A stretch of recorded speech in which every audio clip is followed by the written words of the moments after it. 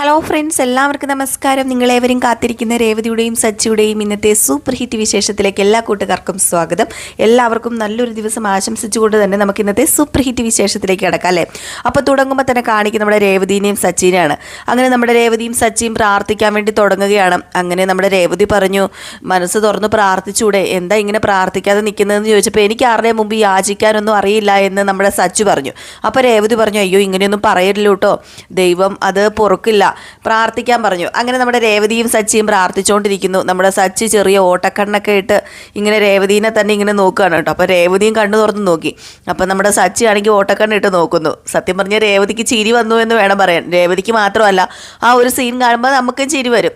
ഏതായാലും ആ സീൻ കാണിച്ചു. പിന്നെ കാണിക്കുന്ന സീൻ എന്ന് പറഞ്ഞാൽ പ്രാർത്ഥനയൊക്കെ കഴിഞ്ഞിട്ട് അതെ പോരെ ഇനി ഞാൻ പൊക്കോട്ടെ എന്ന് ചോദിച്ചപ്പോഴത്തേക്കും അതെ ഞാൻ ചായ ഇട്ട് തരാം, അത് കുടിച്ചിട്ട് പോയാൽ മതി. അതൊന്നും വേണ്ട രേവതി, സമയം വൈകി. ഇല്ലെന്നേ, സമയമൊക്കെ ഇനിയുണ്ടല്ലോ, ഞാൻ ചായ ഇട്ട് തരാം എന്നിങ്ങനെ പറഞ്ഞപ്പം അതേ രേവതി പുറത്തുനിന്ന് ചായ കുടിക്കാമല്ലോ, അത് ഞാനിട്ട് തരുന്ന ചായ പോലെ ആവുമോ എന്ന് ചോദിച്ചു രേവതി. അപ്പം പറഞ്ഞു എങ്കിൽ പിന്നെ ശരി, നീ ചായ ഇട്ട് തരാൻ പറഞ്ഞു. അങ്ങനെ ഏതായാലും നമ്മുടെ സച്ചി അവിടെ നിൽക്കുക. അങ്ങനെ രേവതി ആണെങ്കിൽ ചായ ഇടാനും പോയി. അപ്പം നമ്മുടെ സച്ചി മനസ്സിൽ വിചാരിച്ചു, എങ്കിൽ പിന്നെ മുങ്ങിയാലോ, മുങ്ങിക്കളഞ്ഞേക്കാം എന്നിങ്ങനെ മനസ്സിൽ വിചാരിച്ചപ്പോൾ നമ്മുടെ രേവതി തിരിഞ്ഞു നോക്കിട്ടോ. രേവതി തിരിഞ്ഞു നോക്കിയപ്പോഴത്തേക്കും നമ്മുടെ സച്ചി പോകാൻ തുടങ്ങുക. ഒരു ആകപ്പാട് ഒരു കള്ള ലക്ഷണം. അപ്പോൾ രേവതി തിരിച്ചു വന്നേ. രേവതി തിരിച്ചു വന്നിട്ട് പറഞ്ഞു, അതെ മുങ്ങിയിട്ടുണ്ടെങ്കിലേ ഞാൻ ചായ ആയിട്ടങ്ങ് റെയിൽവേ സ്റ്റേഷനിലേക്ക് വരും. ഓഹോ, പൂക്കച്ചവടം നിർത്തിയല്ലോ അല്ലേ, എങ്കിൽ പിന്നെ അവിടെ ചായ ആയിട്ട് നടന്നോ, ഏതായാലും കാശുണ്ടാക്കാൻ പറ്റിയ പരിപാടി തന്നെയാണെന്ന് പറഞ്ഞു. അപ്പോഴത്തേക്കും നമ്മുടെ രേവതി ചിരിച്ചിട്ട് അങ്ങ് പോയി. സച്ചി അങ്ങ് ചിരിച്ചു കേട്ടോ. എന്നിട്ട് നമ്മുടെ സച്ചി ഇങ്ങനെ മനസ്സിൽ വിചാരിക്കുക, ഞാൻ മനസ്സിൽ പറഞ്ഞു അവളെങ്ങനെ കേട്ടു, പെണ്ണിന് ഇങ്ങനെയൊക്കെ പല കഴിവുണ്ടെന്ന് അച്ചമ്മ പറയാറുണ്ടല്ലോ, അത് ശരിയാണല്ലോ എന്നിങ്ങനെ മനസ്സിലിങ്ങനെ വിചാരിച്ചു. ഇതേസമയം നമ്മുടെ രേവതി പോയി ഗ്ലാസും പാത്രവും ഒക്കെ കഴുകി ഇങ്ങനെ ചായ ഇടാൻ വേണ്ടി ഇങ്ങനെ ഗ്യാസിൽ ചായ ഇങ്ങനെ വെച്ചു. അപ്പോഴത്തേക്ക് നമ്മുടെ സച്ചു വന്നിട്ട്, ഇതെന്താ ചായ ഇതുവരെ ആയില്ലേ? അതെ, ചായ ഇടുന്ന അത്രയ്ക്ക് സിമ്പിൾ കാര്യമൊന്നുമല്ല, പാത്രം കഴുകണം, വെള്ളം തിളപ്പിക്കണം, എന്തൊക്കെ പരിപാടി ഉണ്ടെന്നോ. നിക്ക് മതി താ അതിങ്ങ് തന്നെ, ഞാനിപ്പോൾ ചായ ഇട്ട് കാണിക്കാമെന്ന് പറഞ്ഞു. ഏതായാലും പെട്ടെന്ന് തന്നെ ആ ഒരു സോസ്പാൻ എടുത്ത് നമ്മുടെ സച്ചി ആ ഒരു ഗ്യാസിലേക്ക് വെച്ചു. എന്നിട്ട് പറഞ്ഞു, ഇതെന്താ തിളയ്ക്കാത്തത് എന്നിങ്ങനെ ചോദിച്ചപ്പോഴത്തേക്കും അതെ പെട്ടെന്ന് തിളയ്ക്കണമെങ്കിലേ സോസ്പാൻ എടുത്ത് ഗ്യാസിൽ വെച്ചാൽ പോരാ, തീ കത്തിക്കണം എന്ന് പറഞ്ഞു. അപ്പോൾ ഇതൊക്കെ കണ്ടുകൊണ്ട് നമ്മുടെ രവീന്ദ്രൻ അവിടെ നിൽപ്പുണ്ട് കേട്ടോ. അങ്ങനെ നമ്മുടെ സച്ചി പറഞ്ഞു, ചായ ഒന്നും വേണ്ടായിരുന്നു, ഇതിപ്പോൾ സമയം പോവുമല്ലോ, ദേ വെള്ളം തിളച്ചു ശബ്ദം കേൾക്കുന്നുണ്ട്. ഹേയ് നിർത്ത്, വെള്ളം തിളച്ചൊന്നുമില്ല, ദേ ചായപ്പൊടി വേണോ കാപ്പിപ്പൊടി വേണോ? അത് എനിക്ക് ചായപ്പൊടി, എങ്കിൽ പിന്നെ ദേ ഇതേ കാപ്പിപ്പൊടിയാ, കാപ്പിപ്പൊടി അറിയാത്ത മണ്ടൻ എന്ന് പറഞ്ഞപ്പോൾ എന്നെ മണ്ടൻ എന്ന് വിളിച്ചോണ്ടല്ലോ, മണ്ടെന്ന് വിളിച്ചാൽ എന്ത് ചെയ്യും, അത് പിന്നെ എന്നിങ്ങനെ പറഞ്ഞു. ഇതൊക്കെ കണ്ടിട്ട് നമ്മുടെ രവീന്ദ്രൻ വേണ്ടോളം ആസ്വദിക്കുന്നുണ്ട് കേട്ടോ. അങ്ങനെ ഇവർ അങ്ങോട്ടും ഇങ്ങോട്ടും സംസാരിച്ചു കൊണ്ട് നിന്ന് ചായയൊക്കെ ഇങ്ങനെ എടുക്കുകയാണ്. അങ്ങനെ നമ്മുടെ രേവതി നല്ല സൂപ്പർ ചായ സച്ചിക്ക് ഉണ്ടാക്കി കൊടുക്കുക. അങ്ങനെ ചൂടോടുകൂടി നമ്മുടെ സച്ചി ആ ചായ കുടിച്ചു. അപ്പോഴത്തേക്കും പറഞ്ഞു, ഇത് എന്ത് ചൂടാ, പിന്നെ ചായക്ക് ചൂടുണ്ടാവില്ലേ, അല്ല ഇനിയിപ്പം ഐസ് ഇട്ട് തരണമെന്ന് ചോദിച്ചപ്പം ദേ നീ തമാശിക്കാണല്ലേ എന്ന് ചോദിച്ചു. അപ്പം പറഞ്ഞു നമ്മുടെ രേവതി, അതെ സാവധാനം കുടിച്ചാൽ മതി, ഞാൻ അലാറം നേരത്തെ വെച്ചത് എന്തിനാണെന്ന് അറിയാമോ, എനിക്ക് ഇതൊക്കെ അറിയായിരുന്നു, അതുകൊണ്ട് പതിയെ കുടിച്ചാൽ മതി, പതിയെ ഊതി ആറ്റി കുടിച്ചാലേ ചായക്ക് ടേസ്റ്റ് വരുവുള്ളെന്ന് പറഞ്ഞു. അങ്ങനെ നമ്മുടെ സച്ചി ആ ഒരു ചായ കുടിച്ചിട്ട് പറഞ്ഞു, അതേ ഒരു കാര്യം പറയട്ടെ, നീ വെക്കുന്ന ചായക്കുണ്ടല്ലോ ഒരു പ്രത്യേക ടേസ്റ്റാണ് കേട്ടോ, സൂപ്പറാന്ന് പറഞ്ഞു. ഏതായാലും ഇതൊക്കെ ആസ്വദിച്ച് നിൽക്കുന്ന നമ്മുടെ രവീന്ദ്രൻ പതിയെ അങ്ങ് പോയി കേട്ടോ. അകത്തേക്ക് കയറിപ്പോയി. ഇവരുടെ രണ്ടുപേരുടെയും ആ ഒരു സംസാരവും സ്നേഹവും കണ്ടിട്ട് സത്യം പറഞ്ഞിട്ടുണ്ടെങ്കിൽ ഏറ്റവും കൂടുതൽ സന്തോഷിക്കുന്നത് രവീന്ദ്രൻ തന്നെയാണ്. അങ്ങനെ നമ്മുടെ സച്ചി പറഞ്ഞു, അതെ ഇനിയിപ്പം ഞാൻ പോട്ടെ എന്ന് പറഞ്ഞപ്പം, അയ്യോ പോട്ടെ എന്ന് പറയരുത്, പോയിട്ട് വരട്ടെ എന്ന് പറയണമെന്ന് രേവതി പറഞ്ഞപ്പം ശരി ഞാൻ പോയിട്ട് വരട്ടെ എന്ന് പറഞ്ഞു.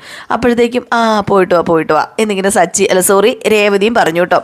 അങ്ങനെ രേവതി കാറിനകത്ത് സച്ചിനെ പറഞ്ഞു വിട്ട് ഒരു നല്ല ടാറ്റയൊക്കെ കൊടുത്താട്ടോ പറഞ്ഞു വിടുന്നത്. ഏതായാലും ഒരു ചെറിയ മ്യൂസിക്കൊക്കെ ഇട്ടാണ് അത് കാണിക്കുന്നത്. എപ്പോഴും ഇടാറുള്ളൊരു മ്യൂസിക് ഉണ്ടല്ലോ ഇവർ തമ്മിൽ കാണുമ്പോൾ ഉള്ളൊരു മ്യൂസിക്, അതായത് ഇവരുടെ പ്രണയരംഗങ്ങൾ കാണിക്കുമ്പോൾ ഉള്ള ആ ഒരു മ്യൂസിക് തന്നെയാണ് കാണിക്കുന്നത്. അങ്ങനെ രേവതി ടാറ്റ കൊടുക്കുന്നു, സച്ചിയും തിരിച്ച് ടാറ്റ കൊടുക്കുന്നു. ഇത് കണ്ടുകൊണ്ട് രവീന്ദ്രൻ നിൽക്കുന്നു. രവീന്ദ്രന് വീണ്ടും സന്തോഷമാകുന്നു.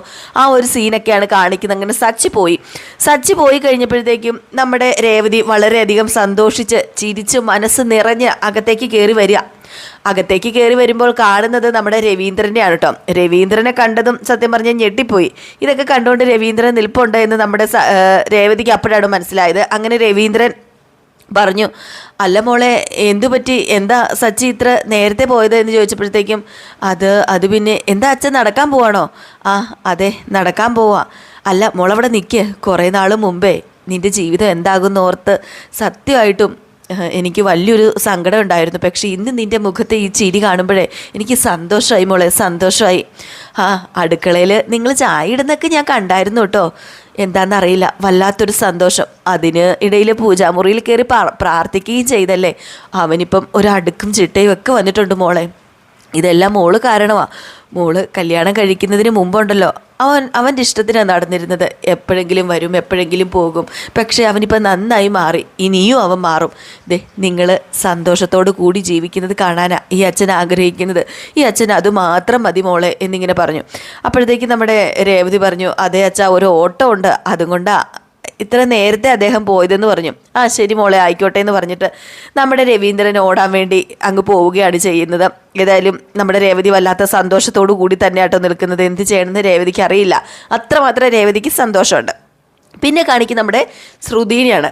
അങ്ങനെ ശ്രുതി കമ്മിങ് മേഡം എന്ന് പറഞ്ഞുകൊണ്ട് ആ മേഡത്തിൻ്റെ അടുത്തേക്ക് ചെല്ലുകയാണ്. നമ്മുടെ ശ്രുതിയുടെ മേഡം ഉണ്ടല്ലോ, അന്ന് കപ്പിൾ ഡാൻസ് ഒക്കെ കളിക്കാൻ പോയില്ലേ, അവിടുത്തെ മേഡം. അങ്ങനെ ആ മേഡം ചോദിക്കും, എന്തു പറ്റി പ്രത്യേകിച്ച് ഇന്നിങ്ങോട്ട് ഇറങ്ങാൻ തോന്നിയത്? അത് പിന്നെ ഞാൻ ഇറങ്ങിയത് വേറൊന്നുമല്ല, എൻ്റെ കല്യാണമാണ്. കല്യാണമോ? ആ അന്ന് കല്യാണം കഴിച്ചെന്ന് എന്നോട് കള്ളം പറഞ്ഞതാണല്ലേ? സോറി മാം, അത് അന്ന് പറ്റിപ്പോയി. അല്ല ആ ആളെ തന്നെയാണോ കല്യാണം കഴിക്കാൻ പോകുന്നത്? അതെ ആ ആളെ തന്നെയാണ്. അപ്പം പിന്നെ കുഴപ്പമില്ല, പറഞ്ഞ കള്ള സത്യമായില്ലേ, ഇനിയിപ്പം പിന്നെ എന്താ സോറിയൊക്കെ ചോദിക്കാൻ. ദാ മേഡം എന്ന് പറഞ്ഞ് ആ ഒരു കാർഡും കൊടുക്കുകയാണ്. അങ്ങനെ കാർഡ് കണ്ട ഉടനെ തന്നെ ആ മേഡത്തിന് സന്തോഷമായിട്ടോ. ആ ഏതായാലും ക്ഷേത്രത്തിൽ വെച്ചാണല്ലേ വിവാഹം? അതേ മേഡം, ക്ഷേത്രത്തിൽ വെച്ചാ വിവാഹം. മാരേജ് സിമ്പിളായിട്ട് മതിയെന്ന് ശ്രുതിയുടെ അച്ഛന് ഭയങ്കര നിർബന്ധം. അതുകൊണ്ടാണ് ക്ഷേത്രത്തിൽ വെച്ച് നടത്താൻ തീരുമാനിച്ചത്. മാം വിവാഹത്തിന് വരണം കേട്ടോ. അയ്യോ സോറി ശ്രുതി, ആ ദിവസം ഞാൻ നാട്ടിൽ കാണില്ല. മോളെ കാണാൻ വേണ്ടിയേ കാനഡയിലേക്ക് പോവുക. അതുകൊണ്ട് ഞാൻ വരില്ല. എൻ്റെ മനസ്സ് എപ്പോഴും നിങ്ങളോടൊപ്പം കാണും, എൻ്റെ അനുഗ്രഹവും നിൻ്റെ ഒപ്പം കാണും. അതുകൊണ്ട് വിവാഹം കഴിച്ചോളൂ, നല്ലൊരു വിവാഹ ജീവിതം ഉണ്ടാകട്ടെ എന്നിങ്ങനെ പറഞ്ഞു. അപ്പോൾ ഇതേ സമയത്ത് നമ്മുടെ മേഡം നവീനെ ഫോൺ വിളിക്കാൻ കേട്ടോ. അവിടെയുള്ള മാനേജറിനെ ഉണ്ടല്ലോ, ദുഷ്ടനായ മാനേജർ. എന്നിട്ട് പറഞ്ഞു, അതെ അവിടുന്ന് ഒരു കവർ എടുത്തോണ്ട് വരാൻ പറഞ്ഞു, ഷെൽഫിലിരിക്കുന്നത്. അങ്ങനെ ഷെൽഫിൽ ഇരിക്കുന്ന കവറുമായിട്ട് വന്നു കേട്ടോ അയാൾ വന്നത് നമ്മുടെ ശ്രുതിനെ ഒന്ന് തുറപ്പിച്ച് നോക്കി. കാരണം ശ്രുതിയുടെ കയ്യിൽ നിന്ന് നല്ലൊരു അടി കിട്ടിയിട്ടുണ്ടായിരുന്നല്ലോ. അപ്പോൾ അതൊക്കെയാണെന്ന് തോന്നുന്നു, അതൊക്കെ ഓർമ്മയിലുണ്ട്. അങ്ങനെ നമ്മുടെ ശ്രുതി ഒന്ന് തുറപ്പിച്ച് നോക്കി. അപ്പം പെട്ടെന്ന് നമ്മുടെ നവീനുണ്ടല്ലോ ആ ഒരു അടിയുടെ കാര്യമൊക്കെ ഇങ്ങനെ പെട്ടെന്ന് ഓർക്കുകയാണ് കേട്ടോ. കാരണം പെട്ടെന്ന് മുഖത്ത് അടിച്ചതും ആ ഒരു വല്ലാത്തൊരു ഫീല്, എന്താ പറയുക, രണ്ട് പെണ്ണുങ്ങളുടെ മുമ്പിൽ വെച്ചാണ് നമ്മുടെ ശ്രുതി അടിച്ചത്. അപ്പം ആ ഒരു ഇത് മനസ്സിൽ നിന്ന് മാഞ്ഞിട്ടില്ല. ഏതായാലും ആ കവറ് മേഡം മേടിച്ചു കേട്ടോ. കവറ് മേഡം മേടിച്ചിട്ട് പറഞ്ഞു, അതെ ഇത് ശ്രുതിക്കുള്ള ഗിഫ്റ്റാണ് കേട്ടോ എന്ന് പറഞ്ഞു. ഗിഫ്റ്റോ? ഇതെന്താ മേഡം?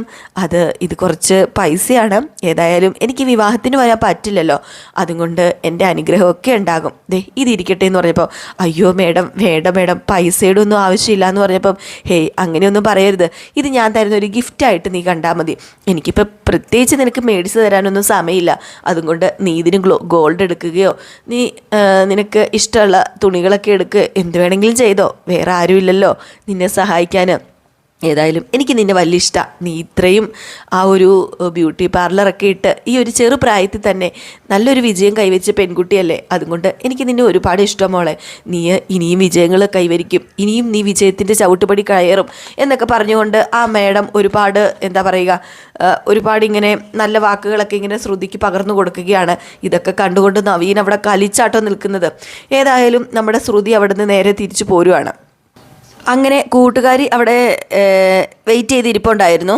അങ്ങനെ കൂട്ടുകാരോട് പറഞ്ഞു, അതെ ബാ നമുക്ക് പോകാം, സ്വർണ്ണാഭരണങ്ങൾ എടുക്കാനും ഡ്രസ്സ് എടുക്കാനൊക്കെ അവിടെ വെയിറ്റ് ചെയ്തിരിക്കുക സുധിയുടെ അമ്മ എന്ന് പറഞ്ഞപ്പോൾ, അപ്പം ഇന്ന് പർച്ചേസിങ് ആണല്ലേ, ബാ എന്നാൽ നമുക്ക് പോകാമെന്ന് പറഞ്ഞു. ഇതേ സമയം നമ്മുടെ നവീൻ വന്നു കേട്ടോ. നവീൻ ഇങ്ങനെ മിഴിച്ചു നോക്കിക്കൊണ്ടിരിക്കുക ശ്രുതിനെ.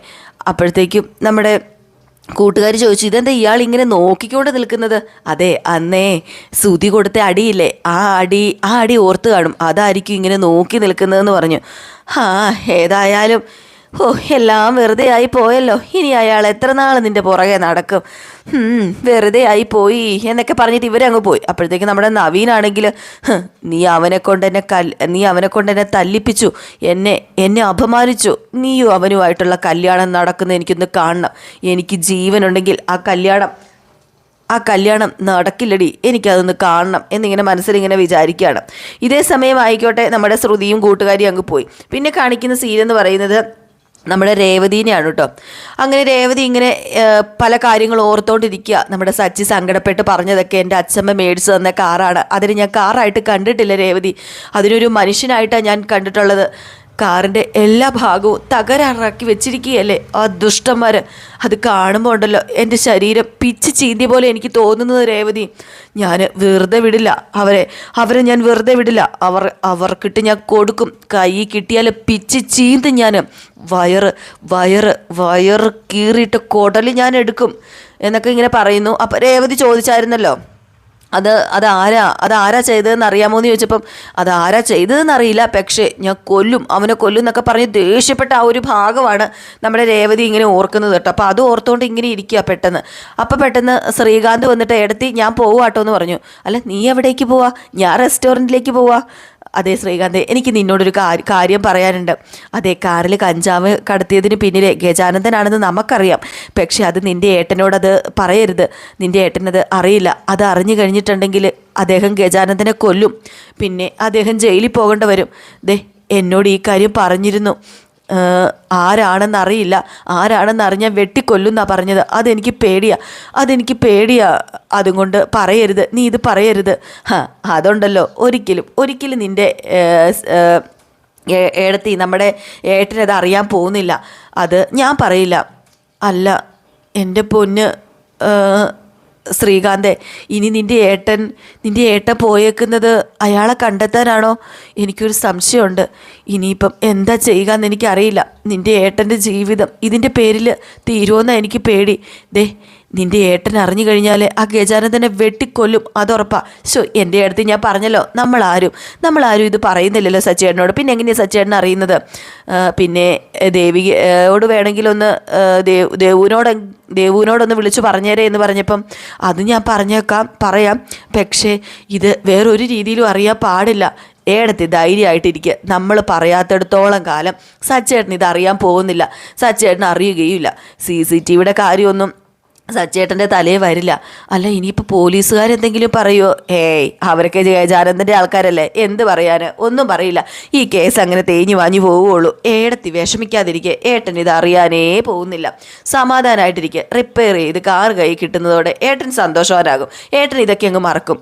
പിന്നെ ഏടത്തി പറഞ്ഞില്ലേ, ഏട്ടൻ പറഞ്ഞാൽ കേൾക്കില്ലെന്ന്. ഇപ്പം ഏട്ടത്തി പറഞ്ഞാലുണ്ടല്ലോ ഏട്ടൻ കേൾക്കും.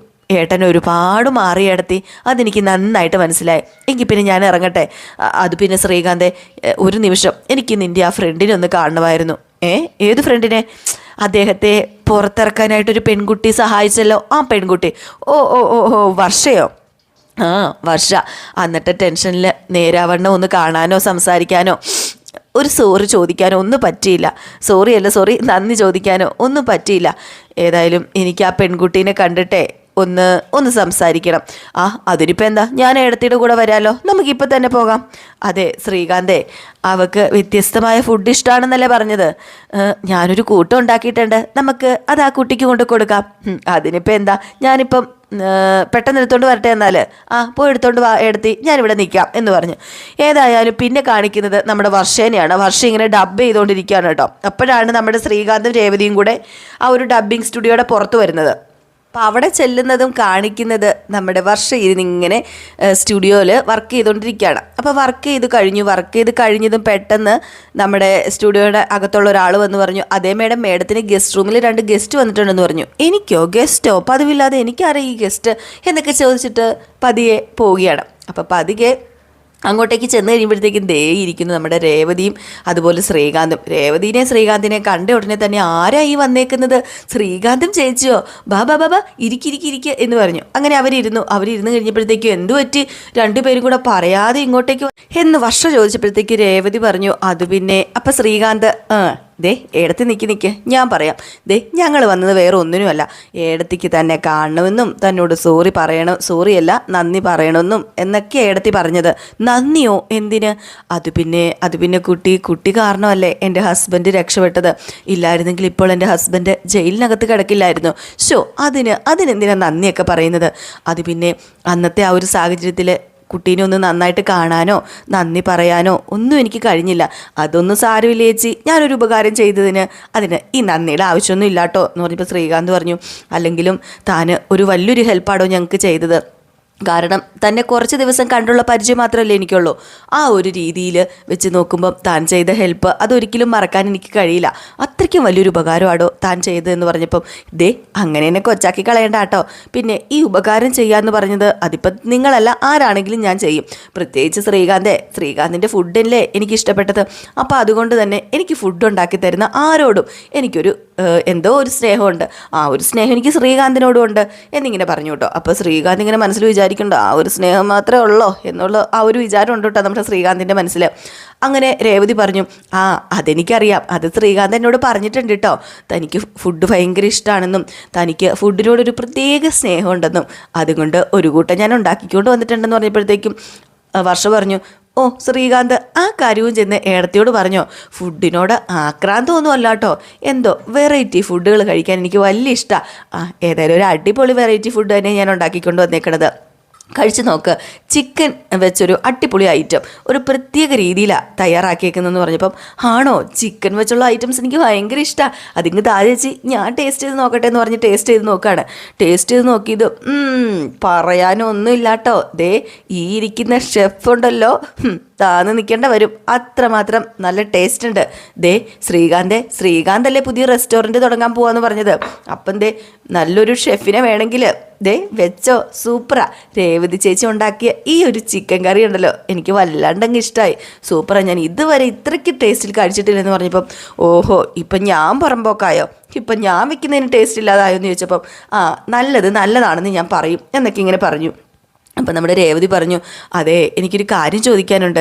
അല്ല കുട്ടി ഡബ്ബിങ് ആർട്ടിസ്റ്റാന്നല്ലേ പറഞ്ഞത്? ഞാൻ ഈ ഡബ്ബിങ് ഒന്നും കണ്ടിട്ടില്ല, എനിക്ക് ഡബ്ബിങ് കാണാനൊരു ചെറിയ ആഗ്രഹമുണ്ട്, ഒന്ന് കാണിക്കുമെന്ന് ചോദിച്ചപ്പം അതിനിപ്പോൾ എന്താ കാണിക്കാമല്ലോ, ഞാൻ ഇത് കഴിച്ച് കഴിഞ്ഞിട്ട് കാണിച്ചാൽ പോരെയെന്ന് ചോദിച്ചു. അങ്ങനെ രേവതി പറഞ്ഞു, അത് മതി എന്ന് പറഞ്ഞു. അങ്ങനെ നമ്മുടെ വർഷ ഇത് കഴിച്ചുകൊണ്ടേ ഇരിക്കുകയാണ്. ഇരിക്കുമ്പം വർഷേനെ തന്നെ രേവതിയും ശ്രീകാന്തും നോക്കിക്കൊണ്ടിരിക്കുന്നത്. അപ്പോൾ ആ ഒരു സീനൊക്കെ കാണിച്ചിട്ട് ഇന്നത്തെ വിശേഷം അവസാനിക്കുകയാണ് ചെയ്യുന്നത്. അപ്പം മറക്കാതെ സോറി, ഞാൻ രാത്രി പ്രമോ ചെയ്യുന്ന രീതിയിൽ അങ്ങ് പറഞ്ഞു പോയതാണ് കേട്ടോ. മറക്കാതെ ഫുൾ വിശേഷം കാണാം. നമ്മളിപ്പം ഫുൾ വിശേഷമാണല്ലോ അല്ലേ ഇട്ടത്. അപ്പം എല്ലാവരും സപ്പോർട്ട് ചെയ്യുക. അതുപോലെ തന്നെ നിങ്ങൾക്ക് ഇഷ്ടമാണെങ്കിൽ ഒരു ലൈക്ക് തന്നിട്ട് പോകണം. അതുപോലെ തന്നെ നമ്മുടെ പുതിയ ചാനൽ, വ്ളോഗ് ചാനലിൻ്റെ ലിങ്ക് ഞാൻ പോസ്റ്റിൽ കൊടുത്തിട്ടുണ്ട് കേട്ടോ. നമ്മുടെ ഒരു പിക്ചറൊക്കെ ഇട്ടിട്ട് 2-3 പിക്ചറൊക്കെ ഇട്ടിട്ട് പോസ്റ്റിനകത്ത് ലിങ്ക് കൊടുത്തിട്ടുണ്ട്. ഒന്ന് പോയിട്ട് സബ്സ്ക്രൈബ് ചെയ്ത് വെക്കണേ. അപ്പോൾ അടുത്ത വിശേഷമായിട്ട് വരാം. അതുവരെ ടാറ്റാ, ബൈ ബൈ.